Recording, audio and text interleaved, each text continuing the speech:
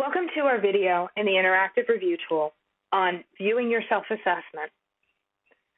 For those who are referring to our organization tips document as a resource with these videos, this corresponds to tip document number 2, viewing your self-assessment.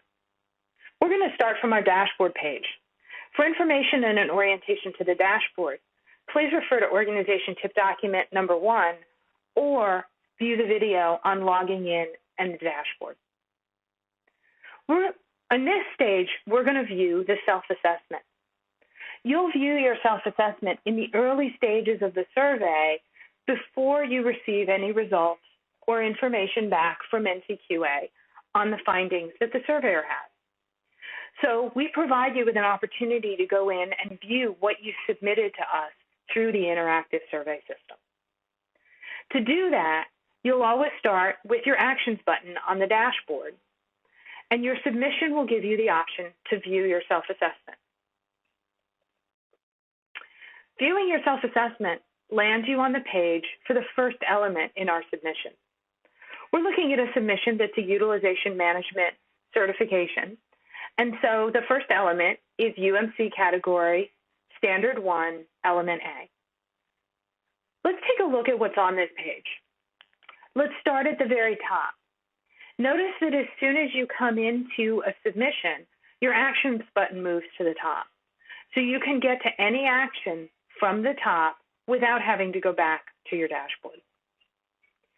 The page that you land on here when you come into a submission corresponds to the page where you see the standards in the Interactive Survey System, or ISS. But we've designed IRT a little bit differently. In the ISS, we designed around a standard and multiple elements on one page. In the IRT, each page has only one element. So we're going to zoom out so we can see a little bit more of the element, and then we'll view the various steps of this page. So let's start on the left-hand side of the page. The left-hand side is our navigation tree. It has all of the elements listed.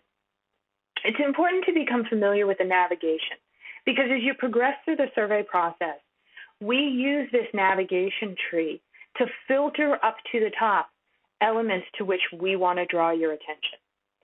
So for example, at a point in time in the survey where you're reviewing and responding to findings that the surveyor has in preparation for the conference call during the survey, those elements with findings will appear in the tree.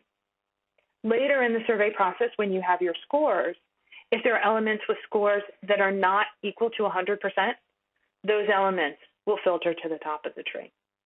We'll see some of that in subsequent videos on reviewing findings, reviewing your preliminary report, and reviewing your final report. One of the nice things about the tree is that you can go to any element simply by clicking on that element. So if I want to go from UMC1 element A to UMC3 element D, I simply click on element D, and it takes me right there. Now let's look at how an individual element is laid out. At the top, you've got next and previous buttons, which will take you through the next element in the tree. Below that, you have the element title to keep track of where you are. If the element is a must-pass element, there'll be an indicator here below the title. Next, we've got 3 different tabs. These 3 tabs, scoring, guidelines, and resources, will always be present. We'll start with the scoring tab, and then we'll go look at the guidelines and resources tab. On the scoring tab, the first thing you'll see is the element itself with your answer from your ISS self-assessment migrated into IRT. So the statement of the element, the organization has written policies and procedures, and then each of the factors, factor 1, a defined scope of activities, and your answer. Below that, if you entered any text in the notes and text box in ISS, it will come in here as your submission statement. The submission statement is usually provided to provide context to the documents that the organization has linked to the submission. So those documents appear right below the submission statement on the page. You'll notice this is different than ISS, where the submission statement and the documents are in pop-up windows. By changing from including one whole standard with all its elements on a page to including just one element, we're able to put more information on the page and less in pop-up windows. We've also included for you all of the guidelines. So the information that's in pop-up and links in ISS, the scoring, the explanation, etc., that goes with the element, will be found on the Guidelines tab. The Guidelines tab has a little icon that indicates it's a pop-out. That means that I can go ahead and click on that and open it in a separate tab. A couple nice things to note about this. The first is that by being a separate tab in your browser, you can drag it out and put it to the side, having two windows open side by side. Or if you have more than one monitor, keep the guidelines open on a second monitor. Any tab that you see on the main page that has this icon can be popped out like that. You'll also note with the Guidelines tab that they stay in sync with each other. So in this case, I'm on UMC1 Element A, and this tab with my guidelines is also UMC1 Element A. If I, on my main page, click Next and go to UMC1 Element B, my Guidelines tab stays in sync, and it's also gone to UMC1 Element B. The final tab that will always be present is the Resources tab. The Resources tab, and we're going to go ahead and just pop this one right out so we can see it big, contains resources that you might find useful in the survey. It generally corresponds with the resources that you can access using the top menu, and I'll show you where that top menu is, right up here from any point in the submission. What's slightly different about the resources that you see from this tab is that you'll only see product resources for the product that corresponds with the submission. So if you're in a utilization management and certification tool, you won't see resources for CBO.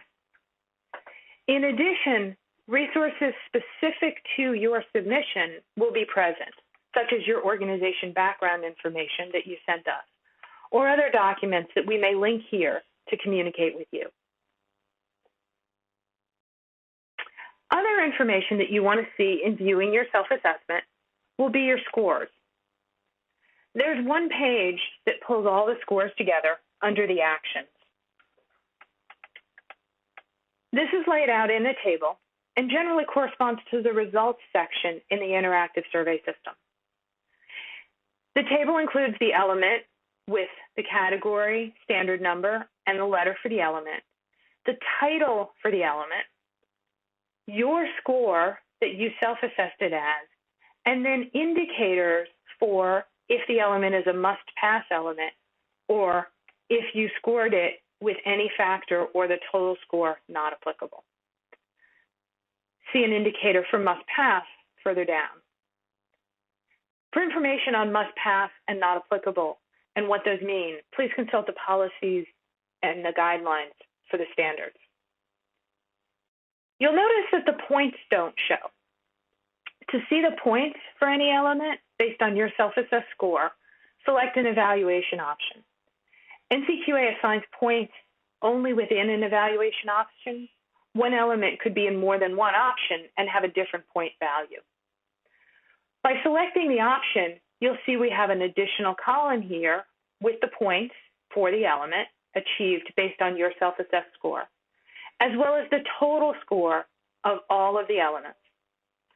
Again, at this stage in the process, because we're under the action View Self-Assessment, all of this information is only about your self-assessment. The results here don't constitute final scores, and scores are not final until our Review Oversight Committee makes a decision and status determination. We hope you found this video useful in how to view your self-assessment in the Interactive Review tool, and we hope you enjoy using our new system.